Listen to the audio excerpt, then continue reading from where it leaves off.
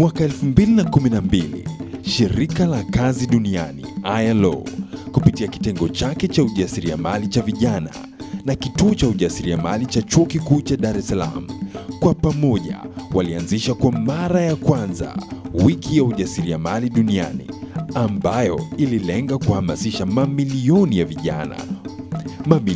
ya vijana wa Kitanzania kuanzisha miradi ya ujasiriamali ikiwa na kauli mbiu ya amsha uwezo wako. Miaka mitatu tangu kuzinduliwa kwa mradi huu, miaka mitatu ya serikali kuingilia kati, miaka mitatu ya asasi zilizo nyingi za uwezeshaji vijana kufundisha ujasiriamali. Umaskini wa kaya na umaskini wa vijana unaongezeka, huku vijana wakiendelea kupoteza matumaini. Kwa rasilimali zote hizi za asili, pamoja na watu wote wazuri na wenye utayari, vijana wetu wanaendelea kuwa wapeperusha bendera wa dhana ya kupungukiwa katikati ya vingi. Tatizo ni nini? Airtel inalenga vijana ambao ni wajasiriamali. Airtel Tanzania imeazimia kutafuta majibu hapo kwa kuwezesha vijana na majibu ya kudumu ya viwango vikubwa vya biashara kufa kwa kuzalisha wajasiriamali wenye mafanikio. Nyenzo inayotumika inajulikana kwa jina la Airtel Fursa, ambapo vijana wanaohangaika, waliokosa fursa wanatambuliwa, kutiwa hamasa kuamini katika mafanikio, kupewa mwamko wa kulenga vya juu zaidi, kuwezeshwa kusimama imara, kufundishwa namna ya kuhimili mazingira magumu na biashara hizo kuwezeshwa kuishi milele. Hii ni Airtel Fursa. Habari yako mtazamaji. Naitwa Irene Paul na ninakukaribisha rasmi katika kipindi cha Airtel Fursa.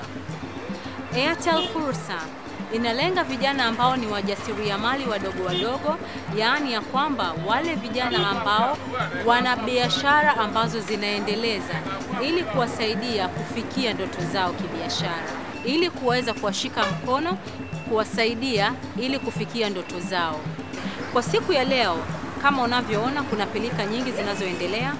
Niko eneo la Msasani. Msasani ni kiunga ambacho ni kata katika wilaya ya Kinondoni mkoani Dar es Salaam, na kiunga hiki kinahusisha maeneo ya kifahari kama Peninsula, Oyster Bay na Masaki. Katika kutembea katika mitaa ya eneo hili, huwezi kupitwa na maduka yenye wingi wa shughuli, migahawa, saluni za urembo, bar na maeneo mengine ya burudani. Hapa usafiri wa umma ukitolewa zaidi na daladala. Msasani ni nyumbani kwa Elizabeth. Maisha ya Elizabeth yanaweza akawa na story ambazo inaweza kawafundisha au kugusa wengi ambao wananitazama muda na wakati kama huu. Elizabeth tunaye hapa, na nina uhakika kabisa baada ya hapa utajifunza moja au mawili matatu kwa ajili yako. Elizabeth, karibu. Asante. Hebu nielezee historia fupi kuhusiana na wewe na ulikotoka mpaka sasa hivi ulipofikia. Mimi nimetokea Iringa, pale Isimira. Nimaliza la kwanza mpaka la 7. Nikaja huku Dar es Salaam kwa wazazi wangu. Na wazazi wangu wote wawili, na katika familia yetu tupo 5. Mimi ndio wa kwanza. Muda wa kuendelea na shule ulipofika, nikawa namuuliza baba, naomba niende shule. Alikuwa ananipa ahadi kwamba nitakupeleka mwanangu, lakini nilikuwa sijui kwamba ana hela ya kunipeleka shule au hana hela ya kunipeleka shule. Ilipofika, kulikuwa na shule moja ilikuwa inaitwa Ark Foundation. Ilikuwa Mafreti. Ilikuwa ya kusaidia watoto ambao hawana uwezo wa kwenda shule. Baba alivyoisikia hiyo shule akanipeleka. Pamoja na elimu ya bure inayotolewa nchini, baba yake Elizabeth hakuweza kumudu mahitaji muhimu kama sare na vitabu, na kwa sababu hii alirudishwa nyumbani. Baada ya kukaa nyumbani kwa nusu mwaka, mama yake Elizabeth akaamua kufanya vibarua ili kuweza kumrudisha shule, jambo ambalo lilifanikiwa. Lakini kwa bahati mbaya, mama yake aliugua sana akiwa kidato cha 4. Form 4 nimemaliza. Yaani kama ilikuwa inanisubiria mimi, yani nilipofika form 4 nimemaliza, mama akasema nilipoishia ndio hapa. Na mimi nikamsikiliza mama kwa sababu kama upendo aliokuwa nao kweli ananipenda. Anatamani kunifikia sehemu fulani, lakini ule uwezo tu hana. Kwa maumivu mengi aliyokuwa nayo, mama yake Elizabeth alimruhusu kwenda kufanya kazi ili wapate fedha kwa ajili ya dawa na chakula. Elizabeth akapewa kazi kama muuza vyakula na rafiki wa familia. Nataka unielezee jinsi ambavyo wewe ulikuwa unajisikia, vile watu wanavyokutreat au wanavyokuangalia kulingana na kazi ambayo ulikuwa unafanya. Nilikuwa najisikia vibaya, lakini nilikuwa navumilia na kuendelea kufanya hiyo kazi. Kwa sababu sikuwa na jinsi nyingine ya kuendelea kimaisha. Kwa kazi hii, alilazimika kufanya kazi kwa bidii ili kuwatunza mama yake na ndugu zake. Akiwa na miaka 19 tu, alikuwa amebeba mzigo wa familia nzima mgongoni.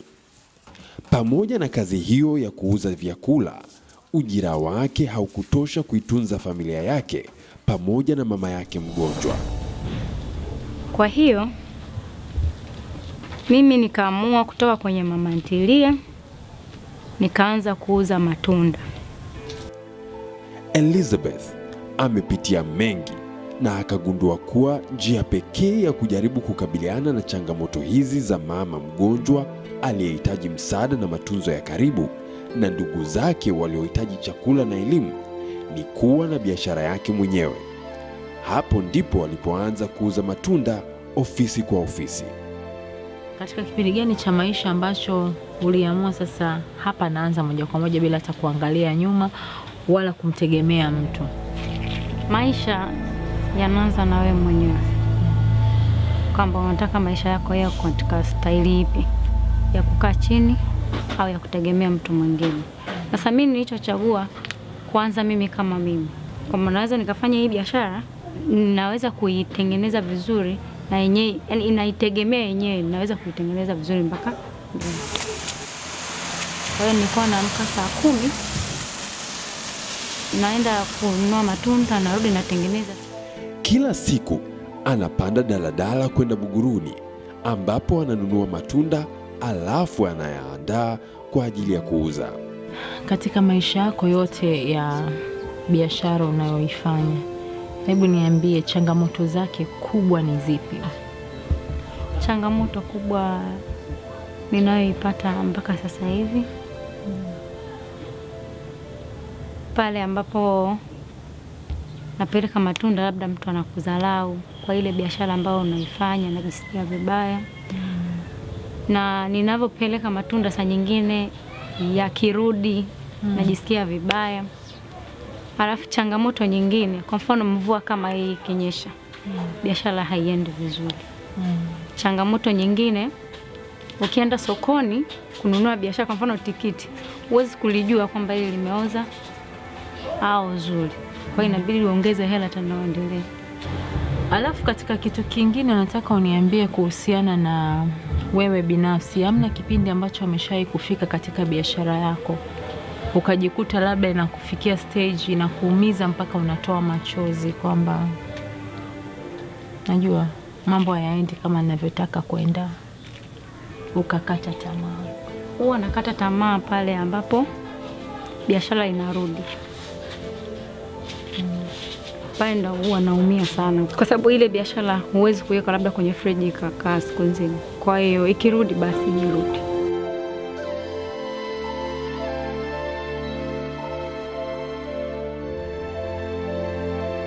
Elizabeth bado ana ndoto za kumaliza shule na amenuia kuendelea na masomo pale biashara yake itakaposimama. Anaweka hela kadri awezavyo ili kumwezesha kulipa ada ya shule. Kwa Elizabeth, amejifunza kutokana na uzoefu na uelewa kuwa maisha ni changamoto endelevu ambayo inahitaji kunyinyima kwingi na mipango. Nikiweka ile nawekeza kwenye nini, kwenye kodi na matumizi mengine, kwa sababu kuna matumizi mengine sio lazima sana, kwamba lazima ununue viatu sijui pia 10, ununue unga sijui kilo 5, mtu mwenyewe niko peke yangu. Nakula sio sana, sio kila siku utakuwa unakula sana. Kwa hiyo nanunua vitu kwa jumla naweka. Sio kila siku niwe nanunua sio. Okay. Ni story kama hizi za Elizabeth ambazo zinaweza zikamfanya mtu akajifikiria mara mbili ya yeye yuko wapi na anaelekea wapi, alikotoka na anakotaka kwenda, ambao kwa njia ya kipekee mpaka mtu atakapoamua kuangalia maisha yao katika mtazamo wa tofauti kama ambavyo Airtel imeamua kuangalia, ndivyo ambavyo tunaweza tukaona uthamani wa maisha ambayo wanapigana nayo. Mpaka hapo baadaye ninakushauri kwamba usitoke katika runinga yako, kwani baada ya hapa utaona jinsi gani maisha yanavyoweza kubadilishwa kwa mtu kama Elizabeth.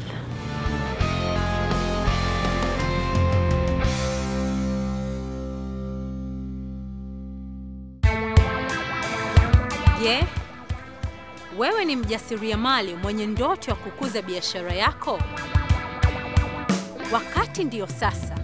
Airtel Fursa inakuwezesha kijana wa Kitanzania mwenye umri wa kati ya miaka 18 mpaka 24 kufikia ndoto zako. Kamata fursa. Tuelezea kuhusiana na maisha yako, kuhusu biashara yako na kuhusu changamoto mbalimbali unazokumbana nazo kupitia njia zifuatazo. Tuma SMS kwenda namba 15626 au tutumie barua pepe kupitia airtelfursa@tz.airtel.com. Pia unaweza kutuandikia kupitia kurasa wetu wa Facebook, Twitter au kupitia tovuti yetu ya www.airtel.com. Airtel Fursa, tunakuwezesha.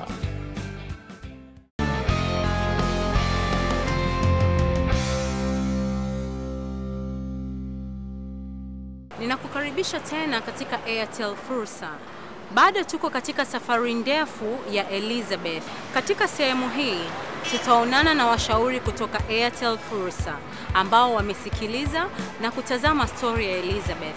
Je, washauri hawa watakuwa na lipi la kuongea? Hebu tuzidi kuwa pamoja katika Airtel Fursa mpaka mwisho.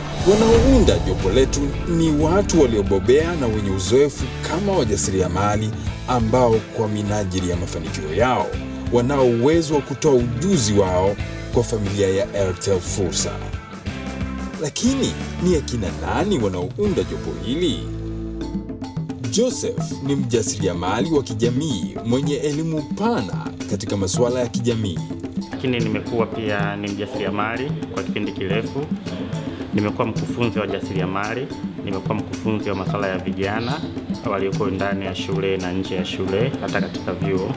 Joseph ana zaidi ya miaka 10 ya uzoefu katika maendeleo ya jamii, afya ya umma, ujasiriamali, jinsia, VVU, uimarishaji uchumi na mipango ya vijana. Katika mradi huu mimi mchango wangu mkubwa nafahamu utakuwepo katika kutoa mafunzo lakini pia kuangalia mazingira halisi ya vijana ambao kweli wanahitaji msaada, lakini pia kuangalia aina za ujasiriamali ambazo vijana wanazifanya na kuangalia je, hiyo ujasiriamali anaofanya unamfikia nani? Kwa sababu tunataka ujasiriamali ambao unaweza kulenga pia jamii inayomzunguka, inaweza pia kutoa mfano wa kuigwa kwa vijana wengine, lakini tunataka iwe na uhalisia. Jina langu ni Modesta Mahiga Mbuguni. Modesta ni mtaalamu katika eneo la mabadiliko ya fikra kwa mabadiliko ya taifa. Kwa shughuli zetu zinaangalia kuhamasisha kijana, kumsaidia yeye ajue yeye ni nani na ana thamani gani. Yuko mstari wa mbele katika msukumo wa sekta binafsi na asasi za kiraia kuendeleza rasilimali watu ya Tanzania na uwezo wa kitaasisi wa kusimamia kuzaliwa upya kwa uchumi wa kanda hii. Nikaona muhimu zaidi ukweli ni mimi kufanya kitu ambacho kitaleta mguso kwenye jamii, hususan kwa vijana. Basi lazima ni wajibu wangu, siwezi tu nikaishi mimi maisha yangu kama yangu peke yangu. Lazima ninawajibika kuinua vijana wengine. Kwa hiyo ninachomshukuru Mungu ni kwamba mimi kazi zangu mimi ni kuinua vijana na napata mkate wangu kwa kuinua vijana wengine. Mimi naitwa George Mulamula. George ni mshauri na mwalimu wa ujasiriamali. Engineer George Mulamula kwa sasa ni afisa mtendaji mkuu wa Dar Technohama Business Incubator for Entrepreneurship. Hii ni atamizi ambayo iliundwa kwa ajili ya kusaidia vijana wakina mama na vijana wa kiume wote na wasiojiweza, ili wawe wajasiriamali bora, wawe wajasiriamali wabunifu, kusudi waweze kupata kipato chao pamoja na kuleta tija katika taifa letu, ambayo inapatikana katika Tume ya Sayansi na Teknolojia, yani COSTECH. Neno langu kwa hawa vijana ni kwamba wajitahidi kuwa wabunifu, waombe msaada, waongee na wenzao kuhusu mawazo yao kusudi yaweze kuendelezwa, waweze kujenga, kujipatia kipato na kusaidia taifa kuendelea. Kila aliyopo kwenye jopo hili analeta ujuzi na ushauri wa kibiashara wa kiwango cha juu.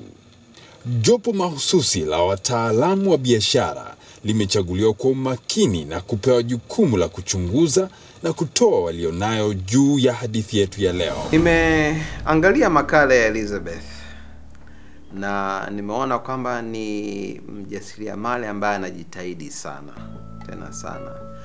Na nimesikiliza historia yake na naona kwamba wazazi wake walifanya jambo la maana pia kumsaidia, na yeye amejifunza kutoka kwa wazazi wake. Hasa tuanzie ile swala la mama yake alipoanza biashara kwa ajili ya kumsaidia yeye. Nafikiri alijifunza hapo kwamba ukitaka kujiendeleza na wewe ujitume. Kwa hiyo anda amejituma, na bahati mbaya mama yake akaugua, kwa hakuweza kuendelea, lakini sasa yeye akaamua kujituma. Ndio akaja Dar es Salaam. Amekuja Dar es Salaam, amepata kazi ya mama ntilie. Sasa katika kujituma kule ameona hiyo haifai, lazima nitafute mbinu niwe mjasiriamali. Ndio akaanza biashara ya kuuza matunda, ambayo ameweza kuifanya kwa kiasi fulani. Lakini hivyo nilichoona kingine ni kwamba hela anayoipata anaiwekeza kwenye biashara yake, ambapo wengine huwa hawafanyi hivyo, wananunua vitu vya anasa. Lakini yeye anataka kusaidia familia yake, anawekeza kwenye biashara yake. Hela inayobaki au kidogo anaipangia, inatuma kwa wazazi wake nyumbani kwake kwa ajili ya wazazi na wadogo wake, na nyingine inakwenda kwenye kodi. Kwa hicho ni kitu kizuri sana. Pia sasa anataka kujifunza, elimu yake iendelee. Hilo pia ni kitu muhimu sana, kwa sababu ujasiriamali unaweza kufahamu chochote ukajifunza yote. Kwa hiyo anaona umuhimu wa elimu. Kwa hiyo hivyo vitu mimi vinaashiria kwamba atakuwa mjasiriamali mzuri, ambapo Elizabeth unaona bado ana ile hamu ya kutaka kujifunza zaidi. Kwa hiyo ni tofauti kubwa ambayo itamsaidia sana Elizabeth. Na ukweli Eliza, kama wanavyomuita kwa jina, kufupisha jina lake, nimeona kama ni kijana, yani ni binti ambaye ukweli amejitofautisha. Kwa hiyo ya kwamba ameamua kwanza kujitoa, afanye kitu cha maana. Alianza ile kazi ambayo aliunganishwa na rafiki wa familia, kufanya kazi za mama ntilie, kuuza chakula. Akaona mbona itasaidia familia, akaamua basi baada hapo atafanya matunda, kupeleka matunda maofisini. Msichana mwingine angeamua kufanya kitu kingine kwa sababu ni kitu kipya, yuko sehemu mpya.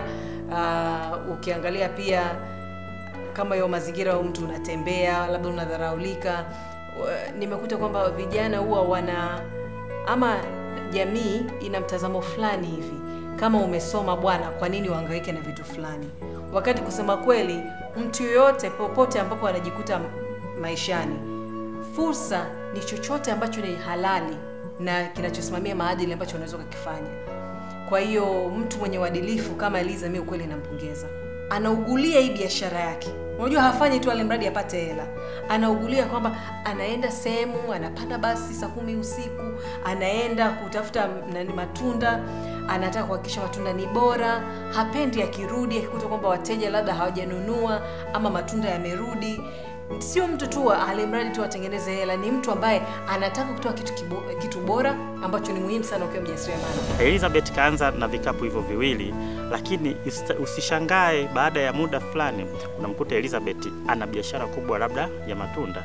Kwa hiyo ni swala tu la kuchukua hatua, ni swala la kuangalia fursa zilizopo, lakini kikubwa ni kwamba kutumia fursa ambazo zipo na kuzitumia ipasavyo, kwa sababu kuna watu wengine wanaziona fursa, wanachukua hatua, lakini lakini hawachukui hatua zinazopaswa katika kutimiza malengo yao au katika kutumia ile fursa jinsi inavyotakiwa. Kwa hiyo lazima tuangalie ni wapi mtu unapotaka kwenda.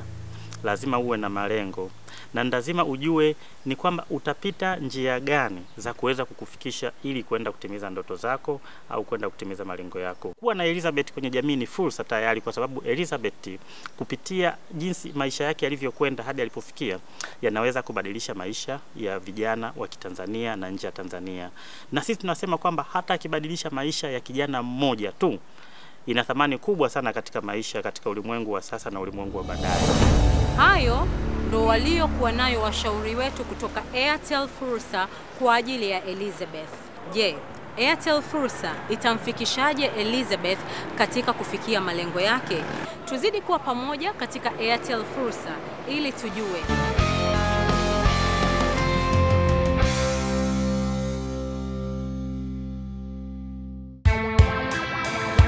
Je, wewe ni mjasiriamali mwenye ndoto ya kukuza biashara yako? Wakati ndio sasa. Airtel Fursa inakuwezesha kijana wa Kitanzania mwenye umri wa kati ya miaka 18 mpaka 24 kufikia ndoto zako. Kamata fursa. Tuelezea kuhusiana na maisha yako, kuhusu biashara yako na kuhusu changamoto mbalimbali unazokumbana nazo kupitia njia zifuatazo.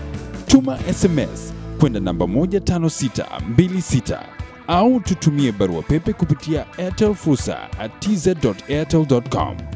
Pia unaweza kutuandikia kupitia kurasa wetu wa Facebook, Twitter au kupitia tovuti yetu ya www.airtel.com. Airtel Fursa, tunakuwezesha.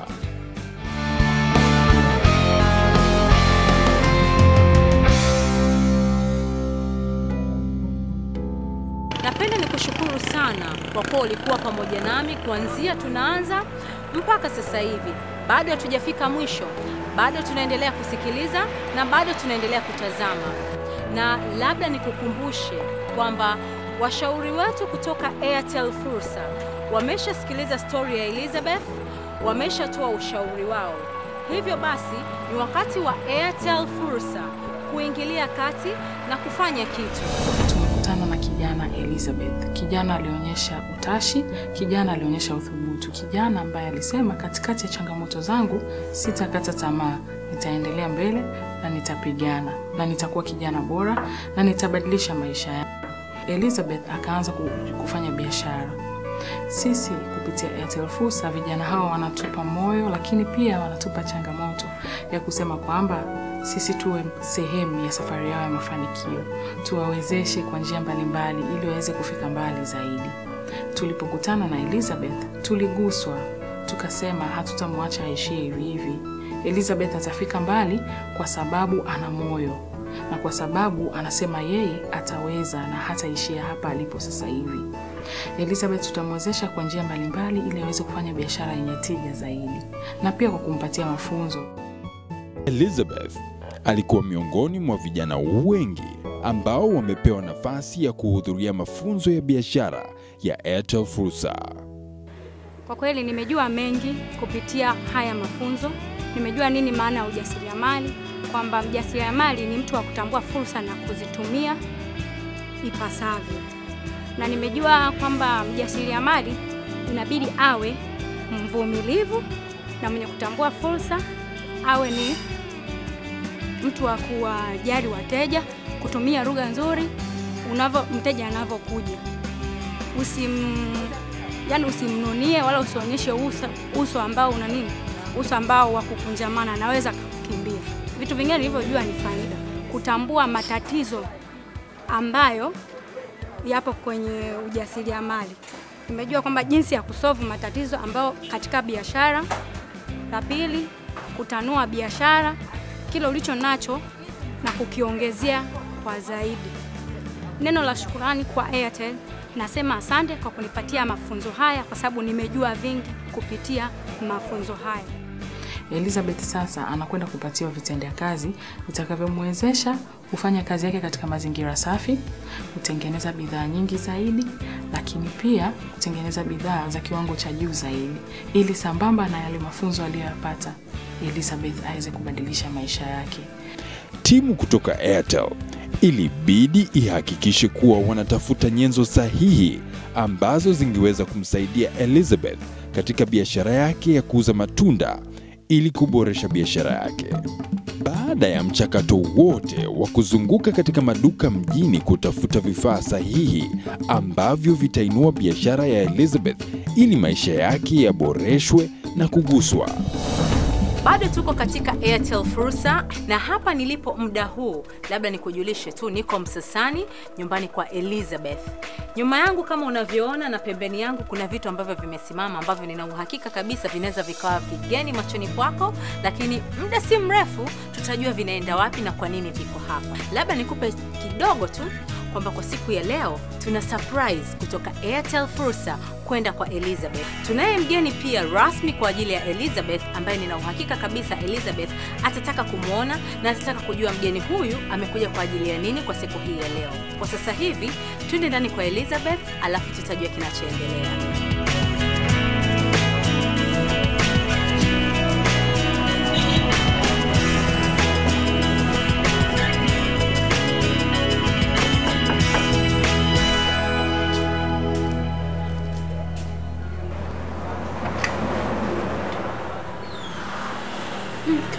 Asante. Karibu sana dada. Asante. Vipi Elizabeth?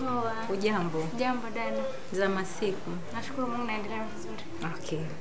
Elizabeth, mimi niko hapa kama Airtel Fursa. Kama unavyojua kwamba mpango wa Airtel ni kukusaidia wewe kuweza kufikia ndoto zako. Na tumekuwa pamoja kwa kipindi kirefu na nina imani kabisa wewe unaanza kuona mwanga mpaka hapa tulipofikia. Airtel Fursa kwa siku hii ya leo ninaye mgeni ambaye nimekuja naye. Na mgeni huyu ninataka wewe ndio mkaribishe. Sawa. Na hii ni surprise kwako. Habari Elizabeth. Mimi naitwa Hawa, natokea Airtel Fursa, mradi ambao unaendeshwa na Airtel Tanzania kuwezesha vijana. Tulikufikia, tukaona changamoto zako, na leo tumekuja kwa ajili ya kukuwezesha zaidi kwa vitendea kazi.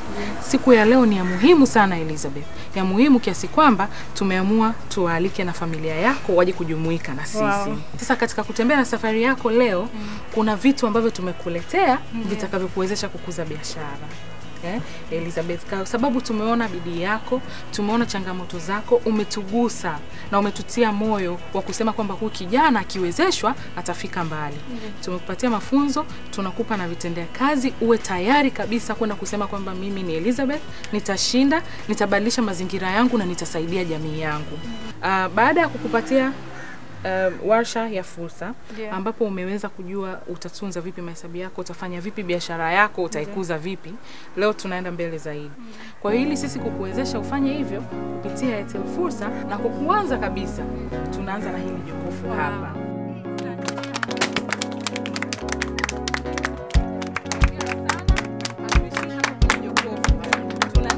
Na mashine ili uweze kutengeneza juice, uanze na biashara ya juice pia pamoja na biashara yako ya matunda, ili uweze kupanua wigo wako wa kukuza kipato chako na kuwezesha vijana wengine.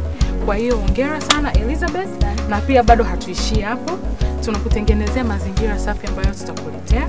Kwa hiyo unapata na hii dustbin hapa ili uweze kuwa unafanya biashara yako na kuandaa matunda yako katika mazingira safi zaidi kwa kiwango cha juu zaidi.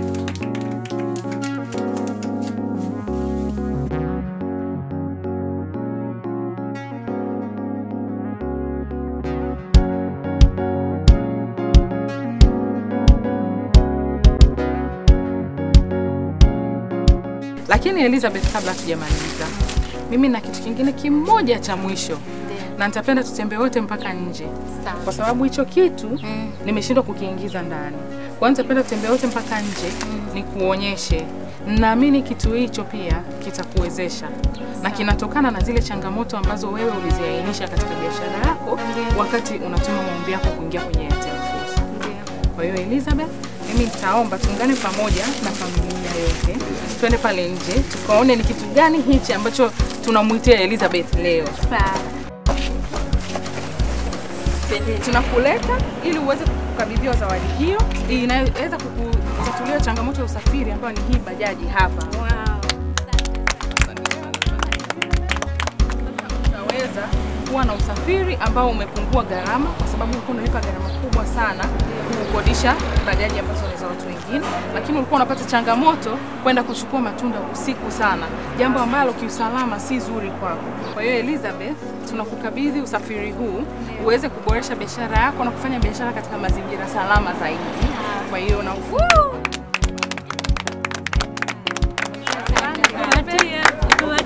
hongera sana Elizabeth. Tunakutakia mafanikio na kila laheri. Na ili uweze kuingia kwenye bajaji yako inabidi tuifungue. Na shika. Shika hapo ile ufungue.